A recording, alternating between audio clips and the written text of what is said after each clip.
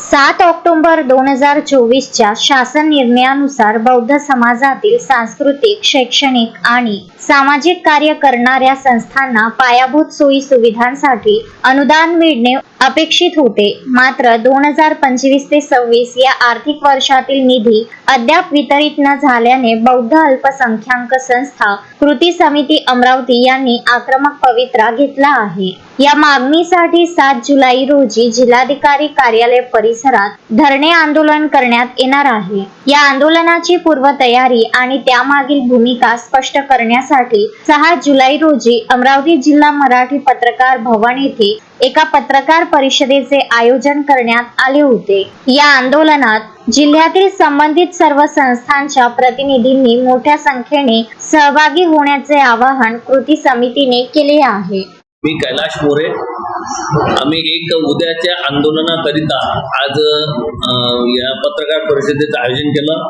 सांगायचं तात्पर्य असं की शासनाने एक जी.आर. काढला की बौद्ध समाजातील ज्या सांस्कृतिक, सामाजिक आणि शैक्षणिक चळवळीत काम करणाऱ्या संस्था या ज्या यंदा विकसित करण्यासाठी जी.आर. काढून सरकारने जी.आर. काढून एक 10 लाखाचा निधी त्यांच्या कार्यासाठी देण्याचे ठरवले होते 2024ला.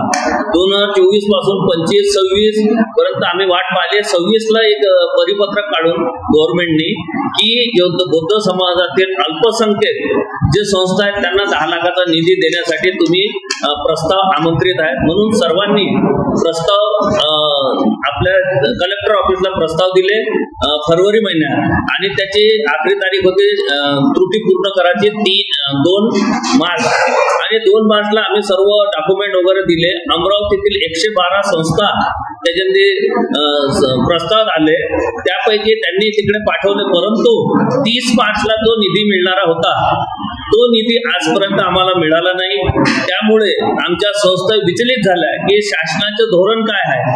शासनाने जर ठरवलं की 10 लाख रुपयाचा निधी प्रत्येक संस्थेला देण्यात यावा कलेक्टर साहेबांच्या माध्यमातून, तर तो निधी आतापर्यंत का दिला नाही याचा जबाब विचारण्यासाठी उद्या आमचं धरणं आंदोलन आहे.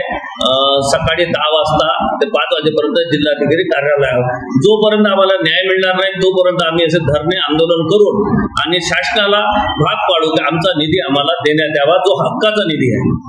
अशोकभाई जोशी, विदर्भ न्यूज, अमरावती.